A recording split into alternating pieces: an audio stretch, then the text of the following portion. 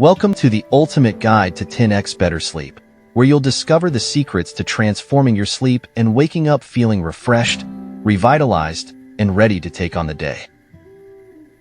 For better or for worse, our body clock dictates our sleep patterns. How do you feel about your alarm clock? Is it the despised, sleep-destroying herald of that hateful time of day, morning? Or, by the time it starts its beeping, are you already out of bed, going energetically about your gung-ho, sunrise-filled life? To put the question more concisely, why is morning a balm to some and a bane to others? Well, it all depends on your built-in body clock.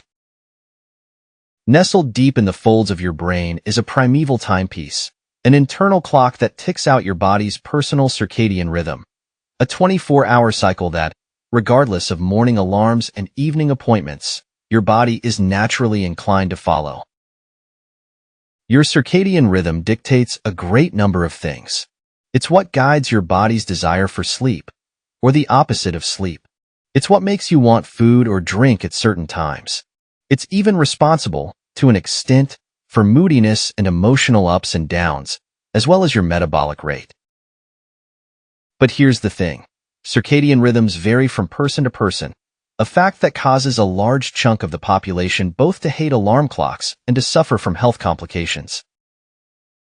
This portion, which makes up about 30% of the population, consists of night owls, people whose circadian rhythm inclines them to seek slumber late at night and to rise late in the morning. Distressingly for these nocturnal folks, society is morning-oriented. School and work typically begin in the morning and last through the afternoon, right when the body clocks of night owls say they should be asleep, or at least still sleepy. Being out of sync with society's schedule puts night owls in a tough position. They must get up early even though they fall asleep late. Thus, they're often sleep-deprived, which makes it likelier that they'll suffer from a range of illnesses, including diabetes, depression, and cancer. Sleep deprivation leads to high blood pressure and heart disease. Diet, exercise, and sleep. The author used to tell people that these three things were the pillars of good health. Now he goes one step further and says that sleep is the foundation on which all the other pillars stand. This is especially the case for cardiovascular health. In the West, cardiovascular disease, otherwise known as heart disease, is so prevalent that the cost of treating it is hamstringing the healthcare budgets of multiple countries. But the real cure couldn't be cheaper. People simply need to sleep more. Consider a 2011 study which looked at more than 500,000 people from 8 different countries, men and women, young and old, and of varying ethnicities, and concluded that sleep deprivation increases a person's risk of either getting or dying from cardiovascular disease by 45%. Another study traced employed Japanese males over the course of 14 years and found that, when compared to workers who got more sleep, those who slept 6 hours or less per night were 500% more likely to suffer a cardiac arrest. Even when one accounts for other factors that cause heart problems, such as smoking or obesity, the link between sleep deprivation and cardiovascular disease is strong. So why does less sleep mean more heart problems? Well, it mainly has to do with blood pressure. Whenever you don't get enough sleep, the pressure in your veins goes up. Even losing 1 or 2 hours of rest will do the trick. It might take a while, but, eventually, these instances of increased pressure take their toll. The walls of your blood vessels become stretched and damaged. Now, it's common knowledge that high blood pressure is responsible for many deaths, 7 million of them per year, to be exact. But not many people know that they could avoid a similar fate just by catching a few extra Z's.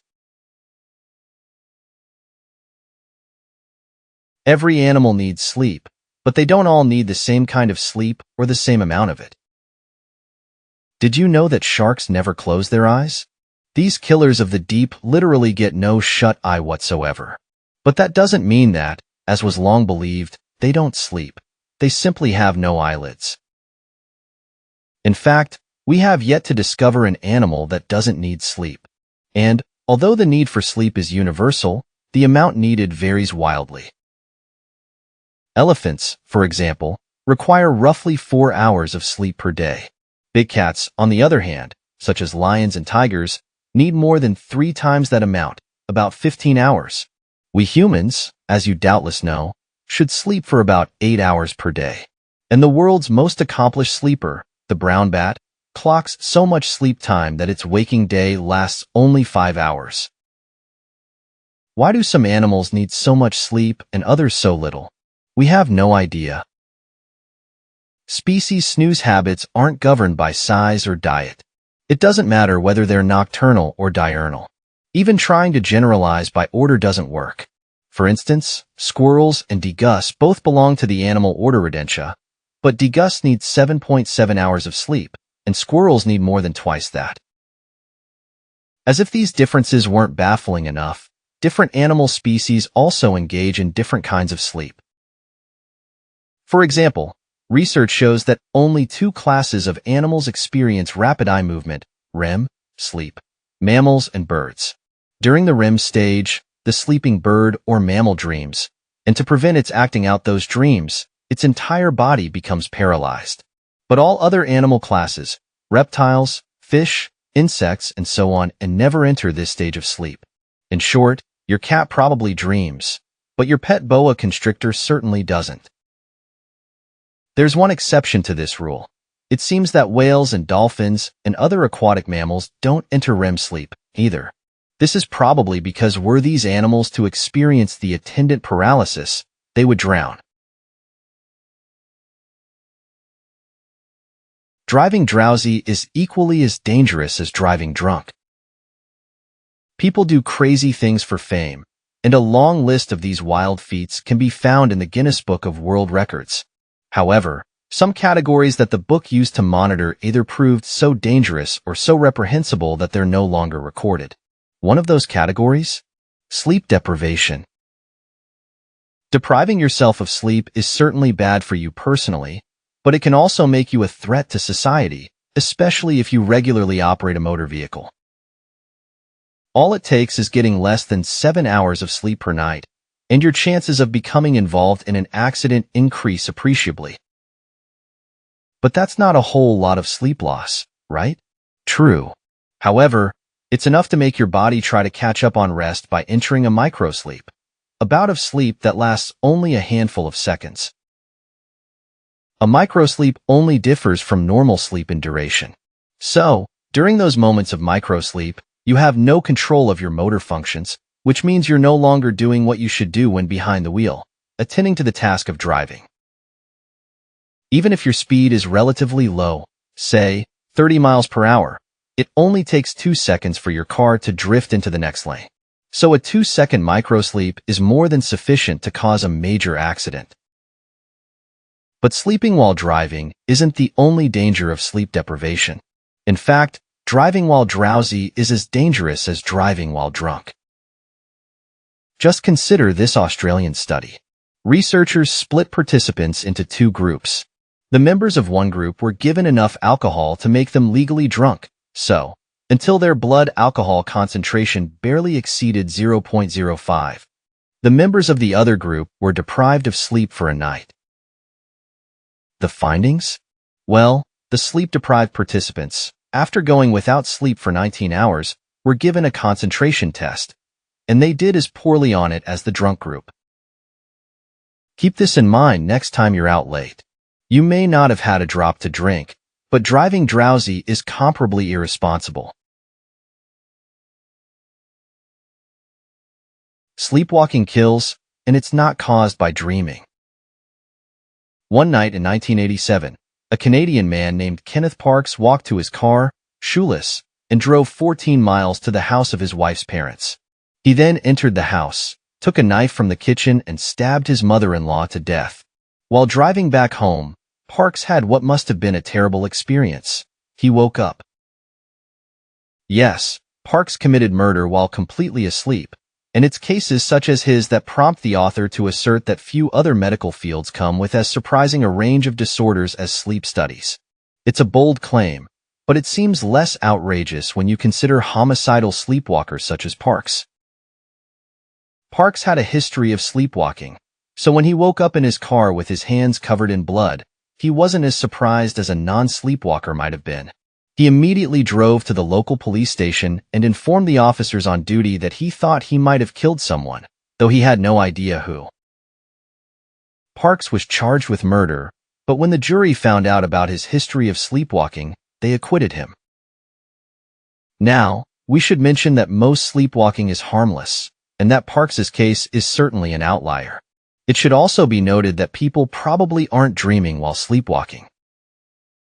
It would seem sensible to assume that, while stabbing his mother-in-law, Parks was dreaming of committing murder. But the evidence doesn't support this supposition. In fact, research indicates that people don't sleepwalk during REM sleep, the stage of sleep during which we dream. If awakened from an episode of sleepwalking, people report an absolute blank, a dreamless nothing. Interestingly enough, this might explain why sleepwalking is more common among children than adults. Children simply spend less time than adults in the REM stage of sleep, meaning they have more time during the night to sleepwalk. If you want to sleep better, get lots of sunlight and avoid certain substances. Most of us don't get 8 hours sleep. Or, if we do, the sleep isn't exactly high quality. We toss and turn. We wake up in the middle of the night. Our minds are constantly on, thinking about unanswered emails, approaching deadlines, and the constant chatter of social media. Well, the author has some tips that'll help us all get a nightly 8 hours of deep, rejuvenating sleep. First off, there are a couple of things you might want to consider avoiding, such as alcohol and nicotine. Sure, a nightcap feels relaxing, and it might help your waking self unwind, but alcohol also makes it harder for your body to enter deep sleep. And large quantities of alcohol can impair your breathing when you're asleep. Furthermore, people usually wake up when the alcohol wears off, which sort of defeats the purpose of all that pre-sleep relaxation. Nicotine will also tamper with your slumbers. Smoking may feel as relaxing as drinking, but nicotine is, unlike alcohol, a stimulant. Thus, smokers tend to sleep lightly, and, because of morning nicotine withdrawal, they often wake up earlier than they'd like. In addition to avoiding these substances, you can also introduce a few sleep-promoting routines into your day and evening. For example, before going to bed, take a hot bath. The bath itself will relax your body and mind, and, of equal importance, the drop in body temperature that results from your exiting the bath will induce a feeling of drowsiness. You should also try to get a good amount of natural sunlight during the day. This will help your body regulate your sleep pattern. Another trick is to open your bedroom curtains before you hop into bed, so that the sun, and not an alarm, is what rouses you in the morning. Finally, keep the temperature in your bedroom relatively low. With these tips, there's no reason you can't start getting the sleep you've been dreaming of. Sleep, the unsung hero of our daily lives. It's the foundation upon which our overall health and well-being is built. Neglect it, and we risk inviting a plethora of problems, from impaired cognitive function to a weakened immune system. But our bodies have an innate wisdom that whispers to us, guiding us towards the restful slumber we so desperately need. Heed the call of your internal clock and surrender to its gentle nudges. And if sleep eludes you, don't be afraid to take matters into your own hands. Set a timer for 20 minutes, and if sleep remains a distant dream, rise and shine. Engage in a soothing activity, and let the gentle waves of relaxation carry you back to the shores of slumber. Thank you for listening Quick Audiobooks. The end.